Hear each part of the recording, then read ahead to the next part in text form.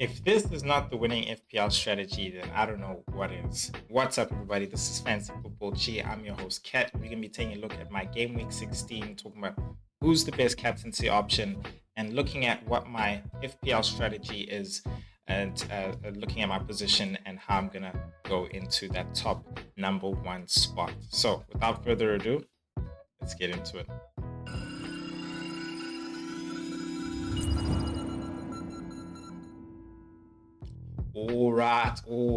All right, guys. Now, I would not be able to have a good game week rank like I have right here so far if it wasn't for Fancy Football Hub. And they are having an amazing Christmas deal, 30 days free trial, along with 30% off. All you got to do is use the link in the description below, and you will get amazing tools to help you decide on such dilemmas like who is the best captaincy option, help you with your benching dilemmas, and they have a whole lot of great articles on their website, as well as giving you some team lineup predictions as well as price changes. So guys, a whole lot in the box. You have to go and get it. Grab the link in the description below, and trust me, you will not be sorry. So without further ado, let's get into the real stuff. And the first thing we're going to do is we are going to start off with just taking a brief look at how my game week went in game week 15. I think just like everybody else, we sort of got lucky with the whole Salah and crew drop in game being cancelled, and then us really moving to Palmer because he had his highest game week, well, not his highest actually, but second highest game week return. And I think it was surprising because we didn't think that his captaining him, we knew the majority were captaining. We didn't think he would give us a green arrow because the moment this guy started scoring, our rank started shooting up. And the disappointing part about it is that a lot of the other players around us weren't really performing and producing. But I think for me, Collins came through for me. He was the differential. Eight Nuri just coming through with that assist as well actually really did help as well a bit with that being a bit of a differential. Ahmad as well being my differential also came through. So my differentials came through, not massively, but very little. And I think that's what really also helped me with my rank just jumping 50 positions up, which is really great. I will take a green arrow, small, big, whatever. I think it's really a medium one. So really, really happy with that. Yeah, I mean, sure, fine. My disappointments, really real disappointments, is like everybody else, Cunha and João Pedro. Also, of course, expecting more from Jackson and didn't get anything. But yeah, it is what it is. As well as I think Rodgers as well, because it's Southampton. But Southampton, like I mentioned in my previous videos, they've been giving people trouble, and I think they realize this is where the relegation battle really starts, not down the line. So I never marked it off as an easy game. So yeah, 1-0 is sort of what I would have predicted as well anyways. But you're sort of hoping Rodgers gets that goal at least, But yeah, that's really the team. That's how I did in game week 15. Now, let's talk about my strategy and where I've been and how my season has gone so far. So my highest game week rank was about 2K. And this is, thanks to my brilliant start with my bench boost and my triple captain playing game week 1 and 2. And then I started to get a bit of small red arrows, but that was the saving grace. I think they were very small and still keeping me within that top 50K until I did a massive drop eventually. And then I started to pick myself back up. And that's really what's been my actual season so far. Now we not halfway, but we somewhat past the first third of the season, and we're into the second third right now. And really the strategy right now, for those who don't know, is to really get onto the strong template, maintain my position, and try and actually break through into the top 50 right now before January. But at the same time, maintain my position and making sure that I'm actually in the top 100K by the end of January. So it's making sure I'm in the top 100K and trying to break through into the top 50K by the time January comes. And I feel like the best way to do that right now is really to actually move with the crowd. And so that's why I've moved really heavily when it comes to my attacking players onto more of the template players and making a lot more template moves, because I want to make sure that I'm not left behind if basically the FPL has a great game week. I'm rising with a whole lot of players, and if we have a bad game week, then of course I'll drop with some of them as well. But my differentials, and this is where the strategy comes in. My differentials, which is where everybody else is struggling in, and this is where I had my Doctor Strange moment and had an end game in plan, which was I took a hit, which is where you see that dip again, that last dip. I took a hit to actually structure my team properly and have a proper defense. So my defense is actually beautiful. A lot of people are struggling with their defense, and I'm sitting here like, nah, bro, I'm good. Like I'm really, really so good. And I think a lot of people are going to try and start moving towards my defensive structure, having the type of Liverpool players I have, as well as, of course, the double Arsenal as well. So we'll take a look at my team selection now. So that's where my difference is right now, and I think that what's going to come through for me, even in those bad game weeks, is when we have a bad game week. I'm expecting and I'm hoping my defensive players are the ones that are going to bail me out and actually get me those clean sheets. So it can actually keep me up above of everybody while they drop, and I can actually slowly keep migrating up. And then after January down to February, that's when I start to then go like, okay, cool, Cat, you need to make it or whatever, but you got to start breaking off. And that's when I'm going to start looking at opportunities. And that means I'm not going to just throw away and just take risks every week. No, but every week I will be looking to see, is there an opportunity here to maybe have a differential captain from everybody. So for example, I think this is a great example of this week. This week, the captaincy is an opportunity because both Salah and Palmer, it's 50-50. It could go literally either way. And honestly, whichever way you pick, at the end of the day, it's not wrong. It just, one will do better than the other, and they might actually even do the same. So it's an opportunity to see, if you can actually, break off. So yeah, let's go into my team selection. But before we do that, I would really, really appreciate it if you guys would hit that like button.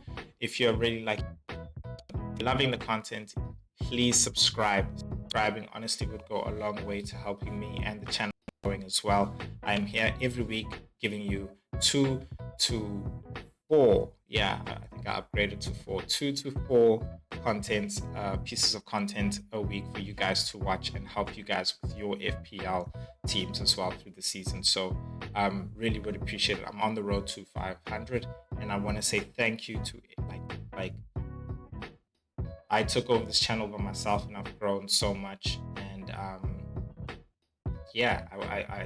it's easy to stay consistent when you have 5,000, 10,000, 50,000, 100,000 followers, but it's hard to stay consistent when you have 150 followers.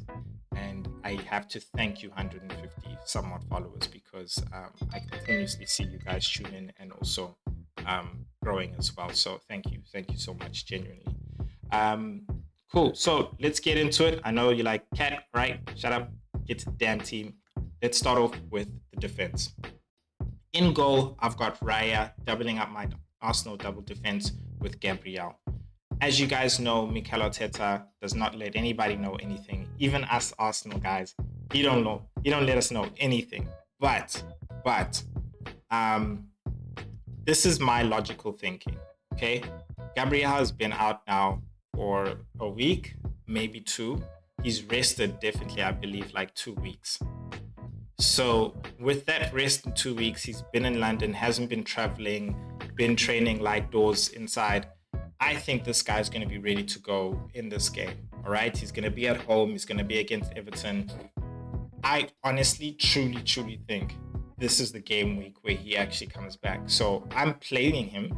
On my bench, I've got 8 Nuri against Wolves, which I feel like is just perfect. So I'm, again, like I said, my defense is in great position. My fifth defender is a Collins, who's really done good for me, but I know he's not in the best position this week because he's playing Chelsea. So he's far on the back of my bench. So even if Gabriel doesn't play, I've got 8 Nuri to come in, who's playing against Ipswich, and 8 Nuri is now, in the previous game, Wolves moved to that 3-4-3. So we're sort of hoping they could actually do that again, and it's that very same structure that Wolves had, where Ignori was actually bringing in those returns, where everybody decided, we're going to bring him in as well. So very happy with either or to come in. I don't think there's much to discuss on the Liverpool defense. They had a nice game week break. They came and they won in the Champions League. Have no doubts about Gomez, have no doubts about Virgil van Dijk, of course. So I feel like my defense is just cream of the crop, and I think you guys would agree that, Kat, you got no defensive problems, bro. Absolutely no defensive problems. So let's move on to my midfield, and I think it will be a great time to actually talk about the captaincy with Palmer and Salah. So what I did with the captaincy is, yes, fine, you see it's on Palmer, and I'm not just going to say, okay, cool, so Palmer, I think Palmer's great. No, this is what I did using the Fantasy Football Hub tools. I went and I looked at Brentford, and I also looked at Fulham to see which team is a lot more defensively sound. Of course, Fulham is the better defensive team. We've seen this, especially when it comes to playing away. Brentford as well is really not even leaky. They're just open. Because Brentford, really, we know them not to be a team to necessarily set themselves up defensively. When it comes to the big teams, they do have that formation where they go 3-5-2, so they can actually fall into a back five. But it's not that they necessarily sit back. Those wing backs are also there to actually really pack in the numbers when they go into attack. But it does leave them open also on those wide areas and just throughout the middle as well. So that being said, I also had to just look at the actual players themselves. And it's not necessarily just to compare them, but it's just to see so far in the season who's been performing a lot better, as well as at home specifically.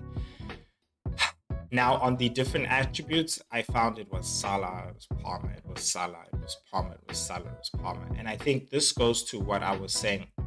It's a great opportunity week. And in all honesty, it could go either way, guys. It's really about who your gut says. Go with this guy or go with that guy.